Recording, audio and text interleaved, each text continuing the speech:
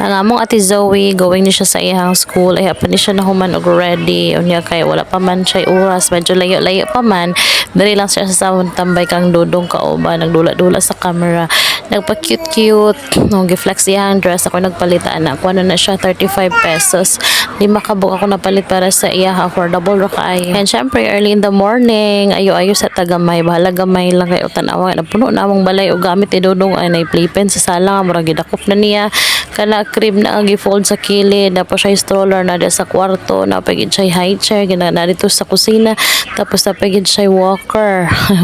Na dito pud sa kusina, puli-pulihan lato. Kung ibilin ako siya, butang siya sa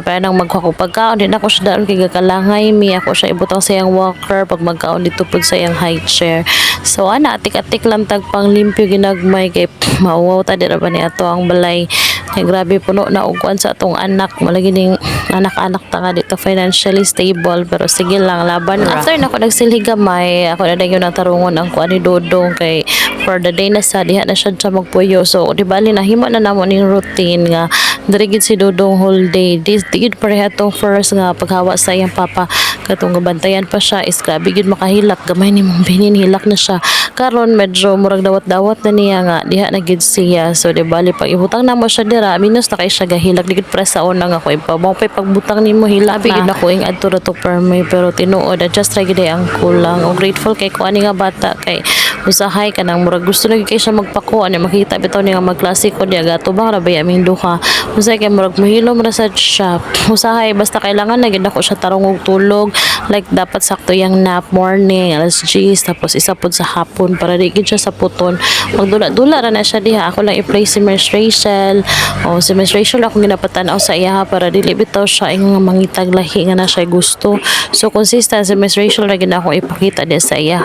Tapos ituwag din ako niya ang playpen kay daghan kay abog kay og buntagan diha ar hapon makauli iyang mga ate o iyang kuya diha silang tanan, so di bali abog kaayo. So ako gina siyang ginabali every morning, but ito iyang kuan katong hapin ako ang ginakuhag abog kada ba iyang bedsheet na siya bedsheet pero malukot-lukot man oy kay di man gud na masulod pud ang kuan, pero at least bak medyo humuk-humuk bitaw siya. Humuk-humuk man gyapon tong mat pero gamay ra gid kaayo ang iyang humuk. Oh, ngani na gid si Dodong ay lahi ra gid ni toddler na atong anak oy kay gusto magdagan-dagan, di na gusto magpagunit, tapos kuan pa gid siya bisag unsay ang hulbuton. Ako wala jud unta ko problema nang bisag unsay ang hulbuton nga sa gawas bitaw. Samot na nami sa open field usaha dito sa gawas, pero grabe man gud siya oy kay ko usaha iyahang gunitan tas makalimot siya din iyahang magong kanon murag ingana gid na siya permi maong lisod kayo. Pagkataod-taod ana nahuman akong limpyo ginagmay, tapos okay na ang playpen ni Dodong, ako na siyang liguon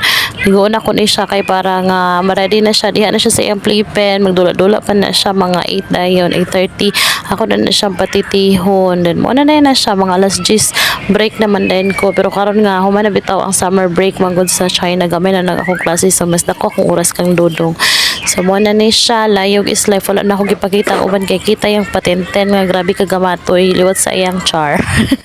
Okay, so mo na dayon na siya o na yan tito dira na malihog ko sa iyang tambal si Dodong bitaw kay wadyo ko kasabuting bata ay di jud mahurot-hurutan og ubo halos tagabulan ubo o kalibanga basta na may tip dara unsaon murag fina ko di man siya hubakon bay basta dali lang gid siya mag-ubo, tapos kuan po iyang tiyan daan gid biklo na iyang tiyan kay katong sa una di pa siya kabalo, karon medyo masabta na unta kung karon lang ni siya like kabalo na siya mag kuha-kuha mukaon-kaon, pero kato sa una 4 months pa siya dili pa bitaw siya kabalo magkuha-kuha og mga gamit din umum nagkuan gid yan tiyan niya, wala mi ga-change og gatas gakadaot gid yung tiyan, so di bali biklo nun gid yung tiyan, so basta na may ginagamit yung tambal or unsa baka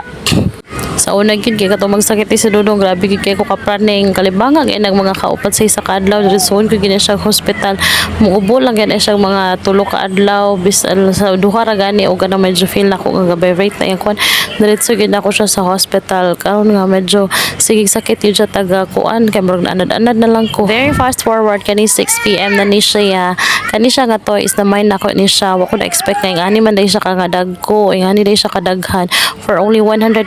Tingali na ingon na ako sa mga previous videos na ko nga tanan gamit ni Dodong is kuha na gina siya kung saan ay second hand kaniyang playpen second hand gyapon ni siya 500 yung stroller 300 basta yung high chair 400 mga ingana ra gyud na siya o pulos ra gyud pati yung mga sinina wala pa ko ka-remember nga nakapalit kong brand new bisag isa ka buok kay dili gyud makaya tapos feeling nako mas sada pa man gyud sad ang kuan ukay kaysa sa bitaw sa mag-brand new ating pero tinon wala ko ika-afford then okay raman sad kaya raman sad ang ukay good ay iyang porma sa brand new ug sa ukay pariha raman pinagsawaan lang gyud ng mga second hand ako gito siyang gipugos og laba o gabi kay gusto ko nga pag-agma magamit na ni Dodong ako may excited para sa iya oy o kani o na siya ang sulod sa 150 wala pa nakabuk mo feeling nako na yung kabuok na isa kadagko kayo tapos kanaw mga dagko sa jud siya grabe salamat kayo sir sa ako napalitan ani taga bangkod siya hanggang pamaligya sa laglatson basta bas wala lang ako kabalo kung aha sila summer basta kay post lang niya 150 dali-dali gid ko nakamain oy kay wala pa gid dulaan si Dodong ay ang iharap itong unang nga dulaan kay katurang gihatag sa iyahang ninang sa iyahang